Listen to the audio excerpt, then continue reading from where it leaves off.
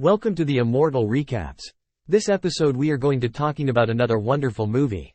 The film begins in space, with the starship Avalon on autopilot en route to the colony world of Homestead 2 amid a major exodus of Earth's people.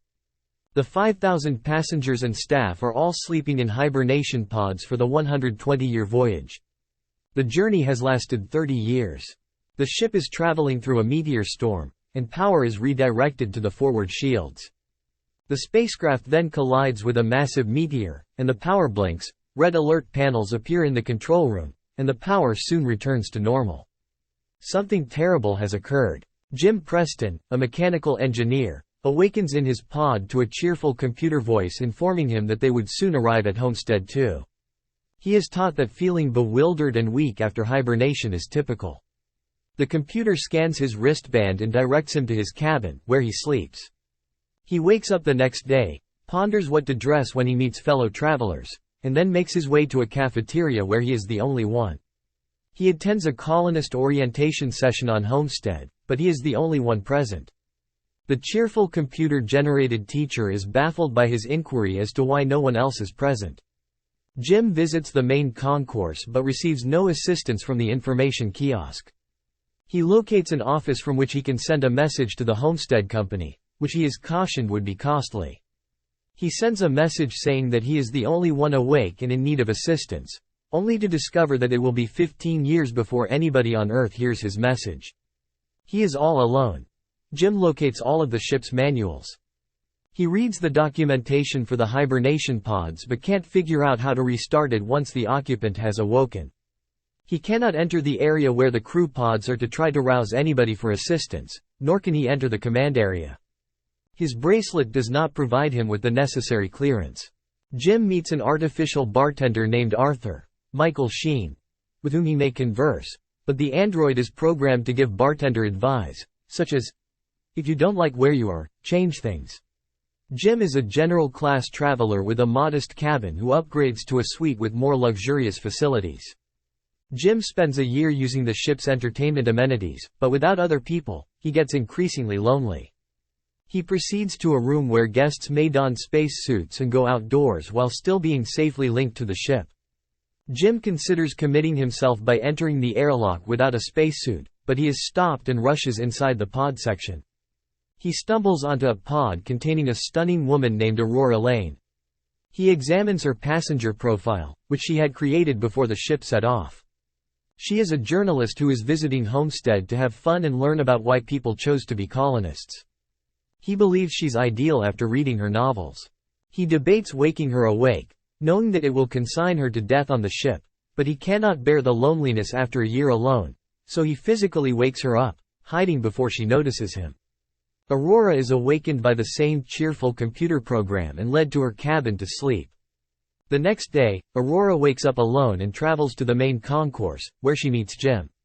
He tells her how long he's been awake, but he doesn't tell her that he woke her up. He has requested that Arthur, the android bartender, not inform Aurora what he has done, and Arthur has agreed. Aurora and Jim chat every day about how to fix the pods.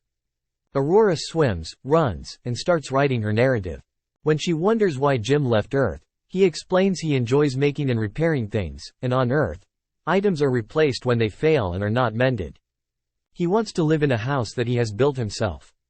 Her aim was to travel to the colony, spend a year there talking to residents about their reasons for leaving Earth, and then return to Earth.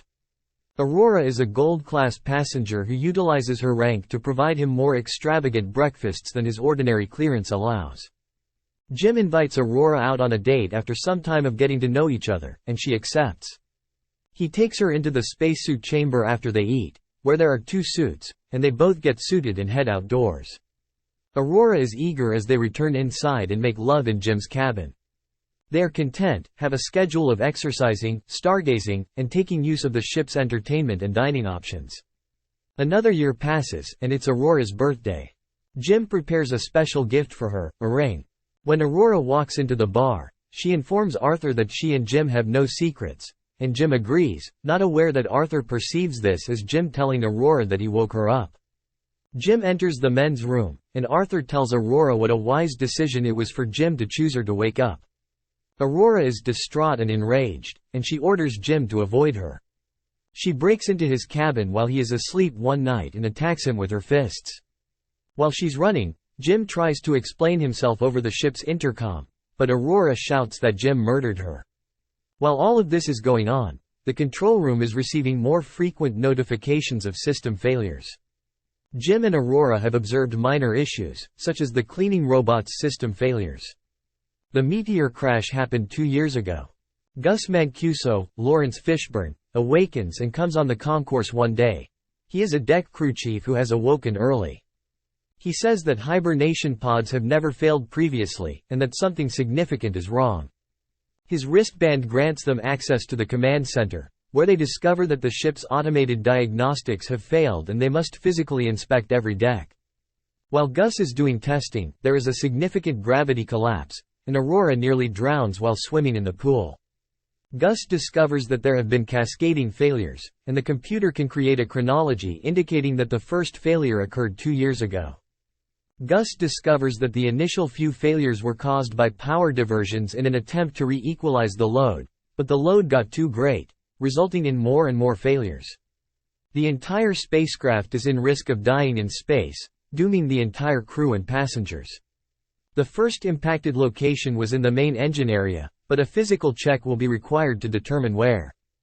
Gus falls at this moment, and Jim and Aurora transport him to the infirmary and place him in the medical auto-diagnostic scanner.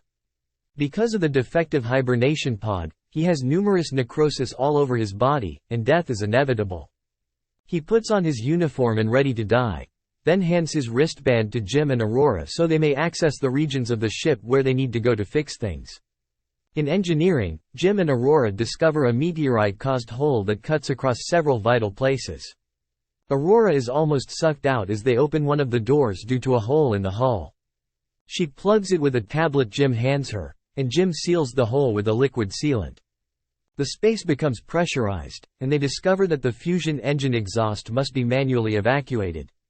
Because the manual override does not work, Jim has don a spacesuit and walk outside to repair it. He has to go into the exhaust channel to open a flap, but it won't remain open unless Jim holds it open so the manual vent works. Aurora, frantic not to lose Jim, pleads with him over the radio before pulling the lever. Jim is pushed out, his tether snaps, and a hole appears in his suit. He bids Aurora farewell. She dashes into a spacesuit and heads off to find him. She recovers Jim by grasping his leash, but he is unconscious when they get inside. She carries him to the hospital, where the autopsy confirms Jim's death. Aurora instructs the machine to revive Jim using Gus's wristband and his override code, and it works. She feels relieved and happy that he is alive. Things return to normal aboard the ship afterwards. Jim is working on the auto dock and informs Aurora that he discovered that by using the command override, he can send her back into sleep in the infirmary, but he will be alone again. Aurora decides to remain awake with Jim and establish a life aboard the ship with him, knowing she would never see him again. He gives her the improvised engagement ring he fashioned earlier, which she accepts. After 88 years, it's the end of the trip, and the captain and crew awaken to see a massive tree, trailing vines and flora, birds soaring, and a cabin, which may or may not contain Jim and Aurora's grandkids. Aurora's voiceover tells the passengers her narrative, emphasizing how they established a decent life where they were. Thank you for staying with us. Remember to subscribe to our channel. See you in the next episode.